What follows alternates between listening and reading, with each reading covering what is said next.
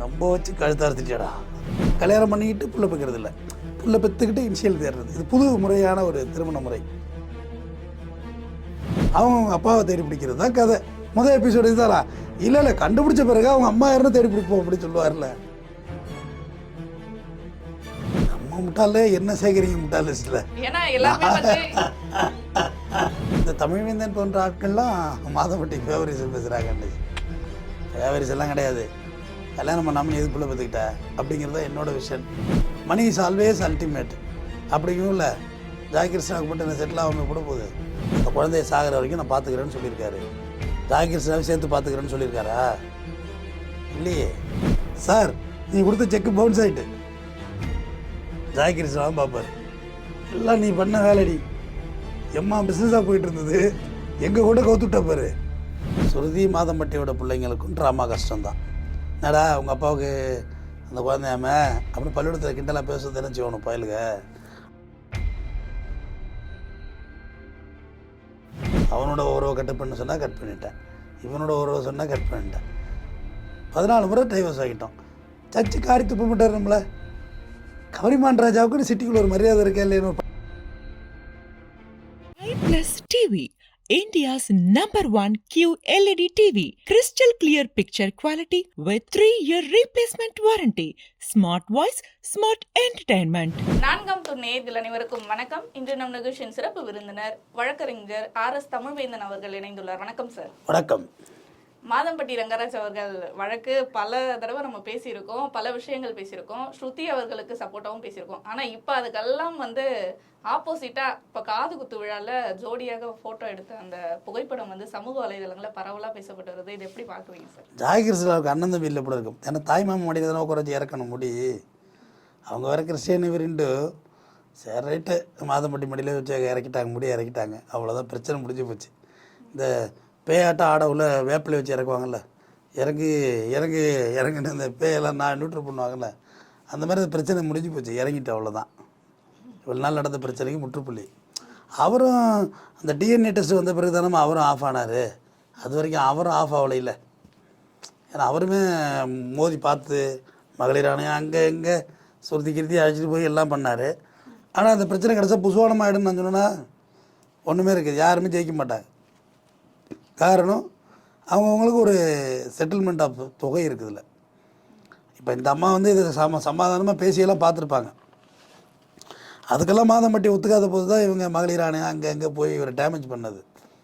அப்போ கூட நான் என்ன சொன்னேன், இங்கே பாருமா ஜாக்கிரசில்டா, முதல்ல குழந்தைய பெற்றுக்கிட்டு வந்து அப்புறம் சண்டை செய் அப்படின்னு. இதோட அந்த இப்போ வயிற்று பிள்ளைக்காரியோட அலையாத பாவமாக இருக்குது அப்படின்னு சொல்லி அப்புறம் குழந்தை பிறந்து அப்புறம் டிஎன்ஏ டெஸ்ட், இவரும் டிஎன்ஏ டெஸ்ட் ஓகேன்ட்டார் கோர்ட்டில். டிஎன்ஏ டெஸ்ட்டில் இவரோட பிள்ளை தான் நிறுவனம் ஆகிட்டு. மாதம்பட்டி அது ஜாகிரசில் ஆசைப்பட்டது என்ன, என் பிள்ளைக்கு ஒரு இனிஷியல் வேணுங்க ஆசைப்பட்டது. இது லேட்டஸ்ட்டு டெக்னாலஜி. கல்யாணம் பண்ணிக்கிட்டு புள்ள பெக்கிறது இல்லை, புள்ள பெற்றுக்கிட்டு இனிஷியல் தேடுறது. இது புது முறையான ஒரு திருமண முறை. ட்ரை பண்ணலாம், பண்ணி பாருங்க எல்லாரும். புதுசாக ஒரு விஷயம் என்னங்க, ஒரு காலத்தில் ஃபிலிமில் போட்டோ எடுத்தீங்களா, இப்போ மெமரி கார்டு போட்டோ எடுக்கிறீங்களா, தேவைப்பட்டால் டெலிட் பண்ணிக்கலாம். இந்த லைட்டெல்லாம் இப்போ எப்படி இருந்தது, இப்போ எப்படி அட்வான்ஸாக எல்இடி லைட்ஸ் வந்துருச்சு. புது முறை டெக்னாலஜி. கல்யாணம் பிள்ளையெல்லாம் பெற்றுக்கிட்டு அப்புறம் இனிஷியலை யார் அப்படின்னு தேடுறது இந்த படத்தோட கதை. இனிஷியலை தேடி முடிச்சோன்னா அப்புறம் அந்த குழந்தை வளர்றது படத்தோடைய கதை. அப்படி வளர்ந்து போயிட்டுருக்கும். நாடகத்தில் சீரியலில் வருது இல்லை, விவேக் கூட சொல்லுவார்ல, அவங்க அப்பாவை தேடி பிடிக்கிறது தான் கதை. முதல் எபிசோடு இதுதானா? இல்லை கண்டுபிடிச்ச பிறகு அவங்க அம்மா யாருன்னு தேடி பிடிப்போம் அப்படின்னு சொல்லுவார்ல விவேக் சார். அந்த மாதிரி கண்டுபிடிச்சிருக்காங்க. மகிழ்ச்சி, மற்றற்ற மகிழ்ச்சி. ஆனால் இங்கே இன்னொரு விஷயம் வருது சார். நீங்களே சொன்னீங்க ஸ்ருதி அவர்களை கூப்பிட்டுட்டு பலமுறை வழக்குக்காக நீதிமன்றம்லாம் போனார். இப்போ அந்த ஸ்ருதி அவர்களுடைய வாழ்க்கை என்ன அப்படின்ற கேள்வி கூறியிருக்கேன். அதெல்லாம் ஒன்றும் இல்லைம்மா, இந்த நேரத்தில் இப்படி போகிறது தான் சரின்னு அதுக்கும் தெரியும். அவங்களும் அட்வொகேட் தானம்மா. ஒரு பிரச்சனையை எப்படி நாசுக்காக ஹேண்டில் பண்ணுறதுங்கிறது அவங்களுக்கும் புரியும். இந்த நேரத்தில் என்ன பண்ணுறது, டிஎன்ஏ டெஸ்ட் வரையும் என் பொண்ணு தான் ஆகிட்டு ஒவ்வொன்றும் காலில் விழுந்து அழுதுருப்பார். வேறு என்ன செய்ய முடியும்? சொந்தக்கார பொண்ணு தானே அது, எத்த பொண்ணு மாவன் பொண்ணு தானே அது. எதோ தப்பு பண்ணிட்டேம்மா, விளையாட்டாக இருந்துட்டேன், என்ன பண்ணுறது சொல்லுன்னு இப்போ சொந்தக்காரவங்களும் சொல்லுவாங்கள்ல. இப்போ போய் நீனும் டேமேஜ் பண்ணால் சுத்தமாக அந்த கஷ்டம். எனக்கு வருத்தம் என்னென்னா, அந்த கொண்டு வந்த பிஸ்னஸ் பிராண்ட் இருக்குல்ல, அதை உடைக்கிறாங்களேங்கிறது தான் வருத்தமாக இருந்துச்சு. மாதம்பட்டி அந்த பிஸ்னஸ் கேட்ரிங் அதை உடைக்கிறாங்கல்ல, அதுதான் வருத்தமாக இருந்துச்சு. வேறு ஒன்றும் நமக்கு ஒன்றும் யாரும் ஃபேவரிசம்லாம் நமக்கு ஒன்றும் பண்ணலை.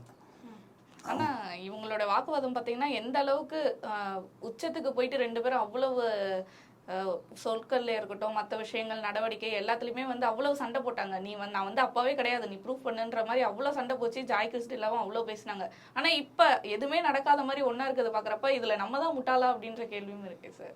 நம்ம முட்டாளே என்ன சேகரிங்க முட்டாள் லிஸ்ட்ல? ஏன்னா எல்லாமே வந்து பெண்ணுக்காக ஜாய் கிறிஸ்டிலாக்கு ஒரு டீமும் மாதம்பட்டிக்கு ஒரு டீமும் சப்போர்ட் பண்ணிட்டு இருந்தாங்க. 2 டீமா பிரிஞ்சு இவங்க தான் நல்லவங்க இவங்க தான் நல்லவங்க. இப்ப அவங்க 2 பேரும் ஒண்ணு சேர்ந்துட்டாங்க. அங்க சப்போர்ட் பண்ண அவங்க சப்போர்ட் பண்ணவங்க என்ன அப்படி இருக்கலாம், நம்ம யாருக்கு சப்போர்ட்லாம் கிடையாது.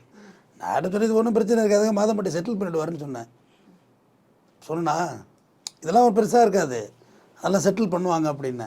அது கூட ஒரு லேடி கூட என்ன பேசியிருந்தது, மாதம்பட்டி ஃபேவரிசம் பேசுகிறாரு ஒரு டாக்டர், அவங்க பேரெல்லாம் சொல்ல விரும்பலை. இந்த தமிழ்வேந்தன் போன்ற ஆட்கள்லாம் மாதம்பட்டி ஃபேவரிசம் பேசுகிறாங்கன்னு. ஃபேவரிசெல்லாம் கிடையாது, கல்யாணம் பண்ணாமல் நீ எது புள்ள பற்றுக்கிட்ட அப்படிங்கிறது தான் என்னோடய விஷன். உனக்கு ஒரு ப்ராப்பர் ஐடென்டிட்டி இல்லை, நீ ஏன் புள்ள பற்றுக்கிட்ட? அப்போ பிரச்சனை வரத்தானே செய்யும். ஏம்மா இந்த பழைய பழமொழி தான், ஊசி இடம் கொடுக்காம நூல் நுழையாதான்னு கேட்பாங்கள்ல, அந்தமாரி நீங்கள் இடம் கொடுத்தீங்க விளாண்டுட்டு போவாங்க தான். இதில் என்ன இருக்குது? இது பணம் இருக்குது அவர்கிட்ட, பணம் செட்டில் பண்ணும், எல்லா பிரச்சனையும் செட்டில் பண்ணுமா. மணி இஸ் ஆல்வேஸ் அல்டிமேட் அப்படிங்கும் இல்லை. ஜாய் கிருஷ்ணாவுக்கு மட்டும் என்ன செட்டில் ஆகாமல் போட போகுது. ஆனால் ஜாய் கிருஷ்ணாவுக்கு அம்மாஞ்சொல்லி போகாது இவர்கிட்டருந்து, அந்த குழந்தைக்கு தான் போகும். லீகலர் வந்து அந்த குழந்தை தான்மா, ஜாய் கிருஷ்ணா லீகலர் கிடையாது, அந்த குழந்தை தான் லீகலர். ஆனா இப்போ அவங்க எல்லாமே ஒன்னா தானே சார் இருக்காங்க, அப்போ அவங்களே பார்த்துக்கணும்ல, மனைவின்றது இப்போ உறுதியாயிருச்சுல. அவங்க கல்யாணம் வேணா முறைப்படி நடக்காம இருக்கலாம், ஆனால் அவங்க மனைவி. அவர் இப்போ கூட ரிவெஞ்ச் எடுக்கிறதா இருந்தால் குழந்தை இருந்து தான், அந்த குழந்தைய சாகிற வரைக்கும் நான் பார்த்துக்கிறேன்னு சொல்லியிருக்காரு. ஜாய் கிருஷ்ணாவை சேர்த்து பார்த்துக்கிறேன்னு சொல்லியிருக்காரா? இல்லையே, குழந்தைய பார்த்துப்பார். அது என்ன ஆகிட போகுது, படிப்பு செலவுக்கு என்ன செலவாயிடுதா? கோர்ட்டே கேட்டுச்சு, ஏம்மா உங்கள் குழந்தைக்கு என்னம்மா மாதம் 10 லட்ச ரூபாய் வேணும், ரொம்ப அதிகமாக தெரியல அப்படின்னு. அது என்னவோ செலவு பார்த்துக்க போகிறாங்க, அவ்வளோதான். காலங்கள் மாறும், காட்சிகள் மாறிக்கிட்டே இருக்கும். ஆனா அந்த புகைப்படத்துல கீழே ஃபாரெவர் அப்படின்ற ஒரு கேப்ஷன் போட்டிருந்தாங்களே சார், எப்பயுமே நாங்க இந்த மாதிரி தான் ஒன்னா இருப்போன்றதை தானே அது குறிப்பிடுது.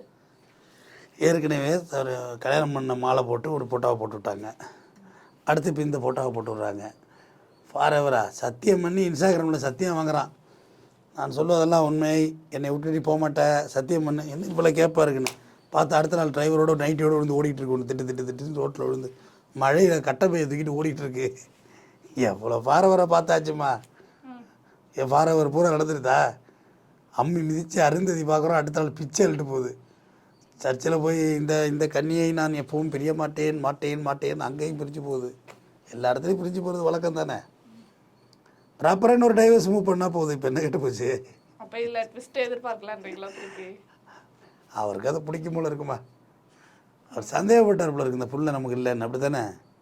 ரெடி இவ்வளோ தூரம் ஸ்ட்ராங்காக ஒருத்தர் சண்டை போட மாட்டார்ல, அது முடிஞ்சு போச்சு, தான் போல தான் தெரிஞ்சு போச்சு. அப்புறம் அதுக்கு மேலே சண்டை போடுறது என்ன இருக்குது? செல் அவுட்டாக போயிட்டு இருக்க வேண்டியதானே. ஆனால் இனிமேல் 2 குடும்பமும் அவர் தான் பார்த்துப்பாரா சார்? ஸ்ருதி அவர்கள் இதற்கு எதுவும் பிரச்சனை பண்ண மாட்டாங்களா வரும் காலத்தில் சொல்கிறேன்? ஏன்னா பேசி சமாளிச்சிருப்பாங்க. அவங்க அப்பா அம்மா இருக்காங்கல்ல, ஸ்ருதியோட அப்பா அம்மா எல்லாம் சொல்லி மாப்பிள்ளை கேட்டால் மாட்டிக்கிட்டார், எங்கேயும் போய் பிரியாணி அண்டா கொளுத்திட்டார் மாப்பிள்ளை. இப்போ நீயும் பிரச்சனை பண்ணினா மாப்பிள்ளை சிக்கல், அதனால் கொஞ்சம் அமைதியாக இருமா அப்படி சொல்லி பேலன்சிங் தானம்மா இல்லாமல். குடும்ப வாழ்க்கைக்குள்ளே போனது பிறகு அந்த டாக்ஸிக்கெல்லாம் வராதுமா, அப்படியே போக்குள்ளே வரக்குள்ளே பார்ப்பாங்க,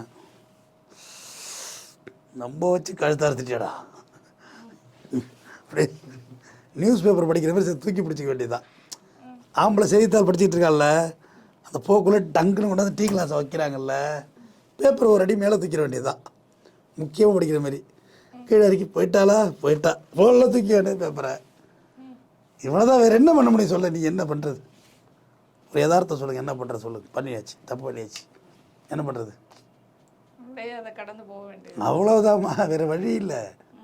ஆனால் இது பசங்க வளர போது பின்னாடி எதுவும் பிரச்சனை வராதா சார்? இப்போ அவங்க பசங்களாக இருக்கட்டும், ஸ்ருதி அவர்களுடைய பசங்களே இப்போ பெரிய பிள்ளைங்களா இருக்காங்க, இந்த பையன் இப்போ குட்டி பையனாக இருக்கான், அவன் வளர்ந்து கேள்வி கேட்பான், இவங்க பிள்ளைகள் கேள்வி கேட்கும் போது அது ஒரு பிரச்சனை. இது சைல்டுஹுட் ட்ராமா வந்து கஷ்டமான விஷயந்தான். ஸ்ருதி மாதம்பட்டியோட பிள்ளைங்களுக்கும் ட்ராமா கஷ்டம்தான்.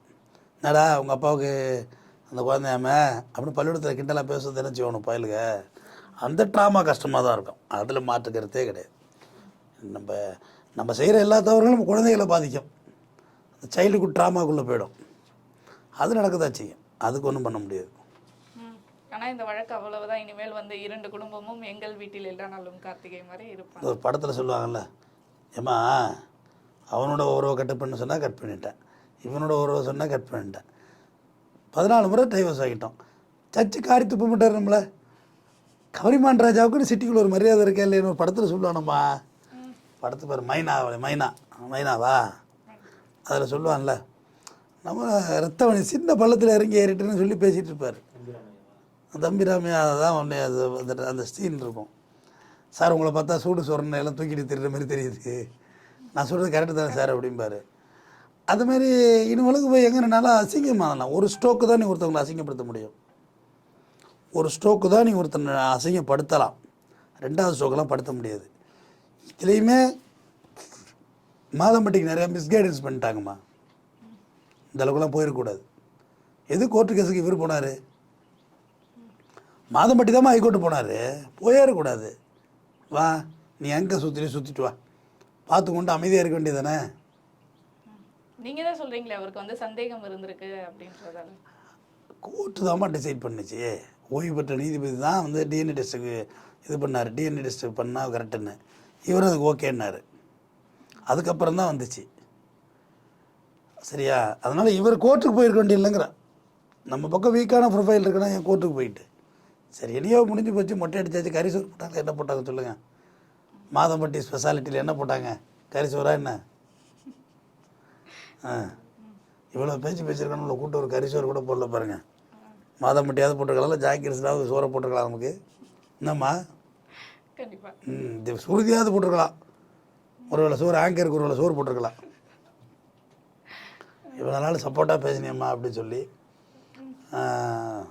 பிரிஞ்சு போன குடும்பங்கள் ஒன்று சேர்ந்துட்டு, குடும்பங்கிறது ஒரு வாட்டி தான் வாழ போகிறோம். அள்ளி கோர்ட்லேயும் அங்கேயும் இங்கேயும் வந்து அள்ளி தூத்திக்கிட்டு மறுபடியும் எப்படி சேர்ந்துக்கிறாங்கன்னு தெரியல.